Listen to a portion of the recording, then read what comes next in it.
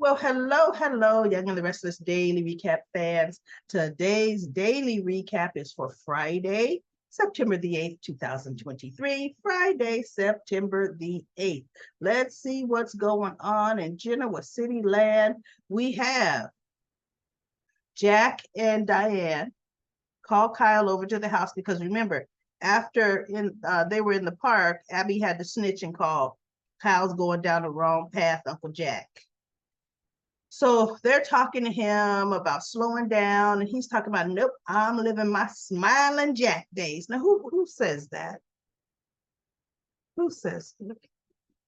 And it's fine. No, I don't know why he started saying that. I think this is the third time he said it, and I thought it didn't sound good the first time he said it, Kyle. In other words, I'm living my father's bad boy playboy days where he ran amok. Just say I'm running amok. Smiling Jack. You don't even have your own persona. Just say I'm doing me. And right now this is me. And so Jack was saying, yeah, in those days I had nothing. Yeah, I was doing what I wanted, but nothing substantial. Every relationship was transactional. Nothing was for real. I want better for you. But anyway, Kyle ends up putting his foot down because he's like, I'm not a child. I'm an adult. I don't have to get permission from you, either of you, to what I'm going to do. I'm still going to live my life. Now, Kyle said, if you two can't accept it, then I will take Harrison and move out. Oh, that stopped them in their tracks. What? He says, because I'm going to live my life. And no, they back down. Jack says, look, let's just have a seat. And no, that's not what we're saying. We're just trying to spare you. And duly noted. And so Diane says, so you know what, just to be clear about this. So what you're saying is we, your parents, no matter how we feel, we are not allowed to express our concerns to you, or you're going to take our grandson and leave. And he looked at her, he goes, no. Which I was thinking, yeah, that is what you're saying. He goes, no. What I'm saying is, you all have made yourself clear to me. I understand what your feelings are on my personal life. I will not hear it every time I see you. That's what I'm saying. Look, let Kyle be Kyle. So then Jack was talking about, well, he's trying to shore up things in the family. And because Kyle said, take Summer's side, oust me from Marquetti to demote me to whatever position, and you keep Billy. And Jack says, that's not how that really happened. But yes, it was a business move. You and Summer couldn't work together in the same division. It was untenable. No. And so he says, but somehow Kyle brings up Billy and he says, yeah, he says, no, things are getting to be tensed or whatever he said regarding Billy. And Kyle said, yeah, I just saw him at the coffee shop and he told me XYZ. And so Jack shook his head. He goes, look, you can't trust Billy and you need to fire Billy. I'm telling you now, Dad, you can't trust the guy and you know it. And so Jack said, and Kyle says, and you know what? If you're serious, no, they're on the subject of positions. And Jack says, I offered you. It would still be a respected position at Jabot. So how's it going at Newman? Are you staying on Newman Media? He goes, yes, Nikki Newman is going to keep me on. So Jack says, may I ask in what capacity? Because from what I understand, there's restructuring, so it won't be in your same capacity. He goes, no, it'll be a lower level position. She hasn't decided what it is yet. So Jack goes, oh, okay. So You're okay with being demoted and taking a lower level position at Newman, but at your own family company where you're valued, and it would not have been a low level of position, you walked away from it. How's that work? And then Kyle said something about, no, it's respect, whatever, it didn't matter. And so he said, well, look, now you fire Billy and my spot becomes open. I'll think about coming back to the family company because you know you could trust me. And I'm thinking, you know you can trust me. Weren't you the one who went in cahoots with Victor and you gave him the company tablet, giving them numbers and finances on what Adam had been doing for the last few months? Oh, yeah, you could trust Kyle. Sure can trust him like a hole in the head, right? Here we go. So anyway, they left that, right? Then we have Sally, of course. I mean, we can't go a day without Sally meeting up with Adam. Sally talking to Adam. She's being drawn to him like you would not believe. Now you just securing millions for your own building, your own company. You would think you would be trying to make sure your relationship with your benefactor, who's your boyfriend, is intact. Stop always being caught talking to his brother, right? Because soon enough, Nick's going to bring that up. Yeah, his money is going to have some strings attached. So Adam is talking, oh, you know, about what happened. And oh, she goes, oh, that had to hurt. Nick told me and blah, blah, blah. But it's always that way. He's doing his old song and dance. Shame, oh, no, woe is me. I've lost everything. I lost our daughter at the same time I lost you. No, you lost Sally months before you lost your daughter. Matter of fact, you lost Sally, 4 or 5 months before you lost your baby. She was with your brother. Then my father buys a company, snatches it away. I lose my business and he kicks me out the family. He goes, I've got to stop and look at my life. Oh, and she's just she's lapping it up. And he sees, pulling him in, because remember, Sally was a black sheep. Not of her family, because her family, her personality and her dealings was just the way her Aunt Sally was. And her aunt, whatever her aunt is, I forget her name, is. But her aunt had more of a conscious air with the conscious matter of caution than her actual namesake, Aunt Sally. So she relates to Adam. Sally was always a black sheep amongst the peers she was around because she always did some dirty dealing. So while Sally's talking to Adam, Sharon is talking to Nick about Adam. He wants me to be the go-between. He's lost everything. This may be what's taught him a lesson. He says he's changed. And Nick's like, you can't believe that. How's he going to have changed that fast? He's thinking, because it just happened yesterday, right? He goes, Sharon, don't fall for that. You know, Adam always ropes you in as a victim. He's the victim all the time. And she says, yeah, but you know what I would like to think? I mean, how many losses can one person take before they really do start, stop and take a look at their whatever? And he goes, whatever, Sharon. He goes, and why did he come to you and not come to me? He goes, because he knew that I would be able to speak to you longer than him. You wouldn't stay in the room long enough for him to say 2 words. And Nick goes, yeah, he's right about that. So now I'm thinking, why'd you ask that, Nick? Because you know how you are. My whole thing is I would forget about my siblings and just worry about my father. Adam, don't worry about Nick. Don't worry about Victoria. Worry about your relationship with Victor. Because if that hasn't taught you anything, the man would move mountains for you if you just pretended long enough to be the loving son. You can't do that. You always want to be the disrespectful, bad boy son, right? That's always Adam. I'm going to do what I want and throw stuff in your face anytime I want to. That's the son he wants to be. So anyway, Sharon says, I have a meeting later with Victor regarding Kirsten, Unlimited. And she goes, I've hired Heather. Michael is still in wherever he's at, Singapore, dealing with Gloria's problems, right?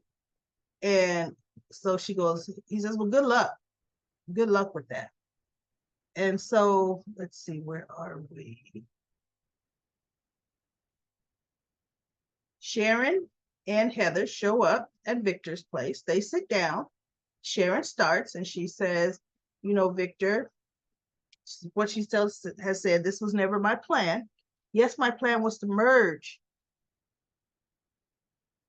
Kirsten Unlimited with McCall, or Kirsten and whatever it is with McCall.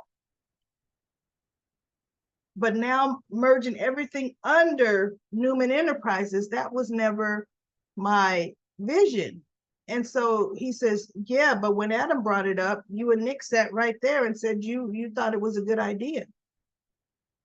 And so Heather interjects and she says, but then, no, Sharon says, but then you decided you were going to strip Kirsten all the way down pretty much to just the nuts and bolts, get rid of everything. Just strip it. She goes, that was never my plan. I wanted to build off of what Kirsten Industries has and whatever it's called. So Heather interjects and she goes, and stripping, no, that's a really good business move in some cases. Stroking Victor's ego, good business move. However, Sharon acted in good faith, Victor. And you went ahead and decided that you were going to strip the company down to hardly nothing because the way it is does not fit into your combined business model. So therefore, that's showing you have no real value for Kirsten under the Newman umbrella. And he looked, and so Sharon said, that's why I want it back, free and clear. And Victor says, I agree. You should have it.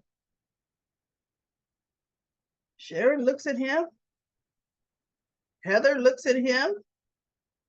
And Sharon said, free and clear. He said, free and clear. What's the catch? There's no catch, free and clear. It doesn't fit. And so Sharon said, can I trust you? And he goes, when have you ever known me to go back on my word? She should have said yesterday. What do you mean? He put back on his word with first giving them 3 months with no interference from him to turn around to make McCall and Kirsten profitable. Oh, he changed that. I changed my mind. What do you mean? You constantly, as a matter of fact, then you said, okay, I'm folding you in and I don't know where I'm gonna put any of you. Oh my goodness, what do you mean? Right? When have you ever known Victor Newman to change his mind on a deal? Every time and anytime you feel it's in your best advantage, you do, Victor. So Heather says, great, but you know what? I would feel more comfortable with it in writing. So I'm going to go ahead and I'm going to have, something draft up for it. He goes, I don't care. Right? So Sharon ends up staying and talking to Victor because he is really torn up about Adam. He really is. And she comforts him and she says, she has this hope that Adam will change. She goes, he's really just distraught. He's really distraught with you cutting him out of the company and the family. It's really, really affected him profoundly. And Victor said, me too as well.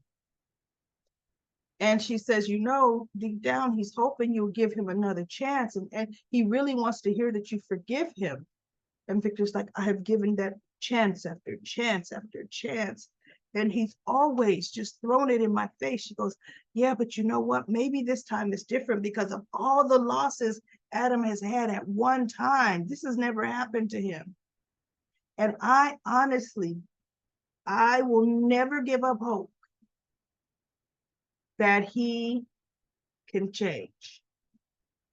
I feel it. And Victor looked at her. Thank you for saying that, because that's his son, and he always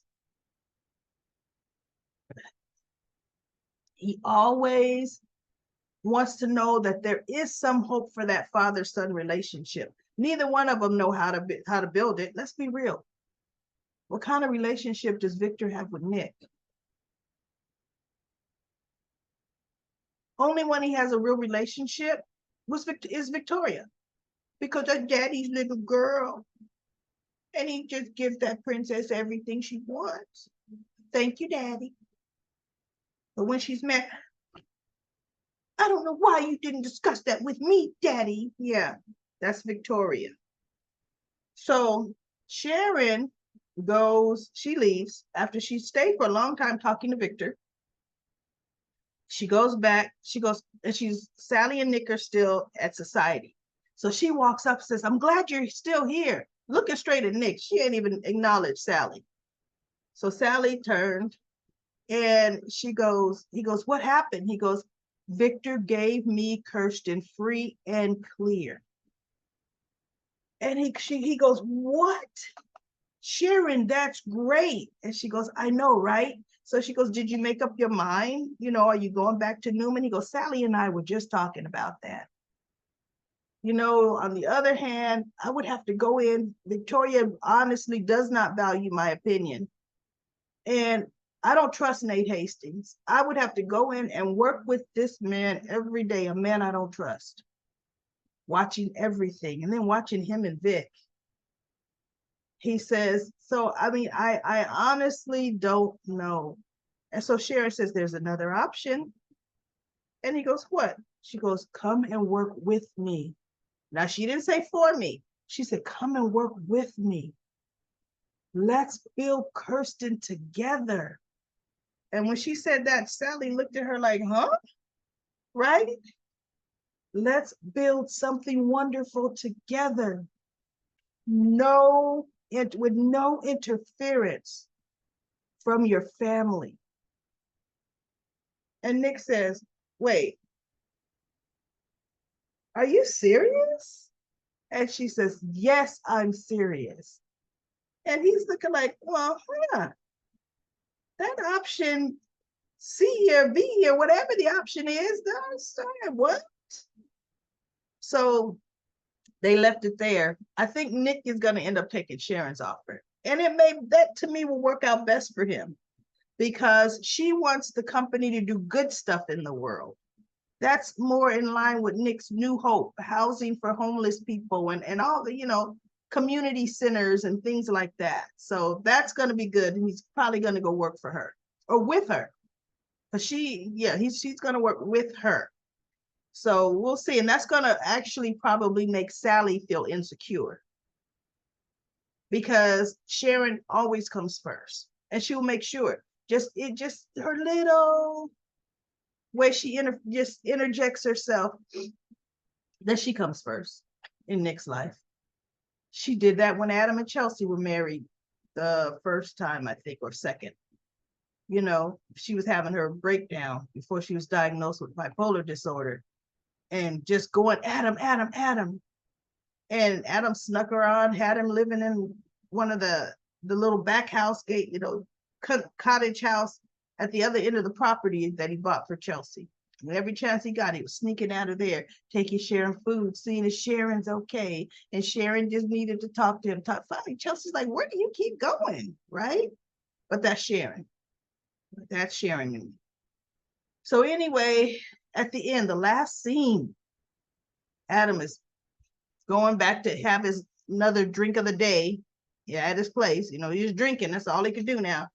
and a knock happens on the door, and he opens the door, and it's Victor. It's Victor. So we shall see. Now, is Adam going to be typical brat Adam? Talk about how his father abandoned him every chance he gets, and he never gets nothing from us? Or is he going to now? Remember, he's running around telling everybody how much he's changed. How this was an eye-opener for him. How all he wants is to get back in with the family. Let's see if he takes this opportunity and tries to snow his father with that, because Victor wants to see it, believe it. He would eat up that lie like it's no tomorrow. So let's see how Adam decides to play his cards with this one. Let's see. But then they showed scenes from next week. Tucker comes back without Ashley, which is interesting, awfully fast. Victoria is saying, okay, mom is over Newman Media. Nicholas has said he's not coming back. So obviously Nick takes Sharon's offer. So we have a key position that needs filling ASAP. And Victor looked at her and said, I agree. And it ain't gonna be Nate Hastings. And the way they said, I could tell they voice over the ain't gonna be Nate Hastings, because the way she kept a straight face. Watch, when we actually see that scene, she's gonna be like, why not? What do you mean? Nate's the logical one. We'll see. So we're gonna see what Victor has in plan. Because bottom line, he only created the co-CEO position for Nikki. That was who it was created for. Newman never had a co-CEO, ever. And Victoria didn't have a co-CEO for years running Newman. So we'll see what happens next week on The Young and the Restless.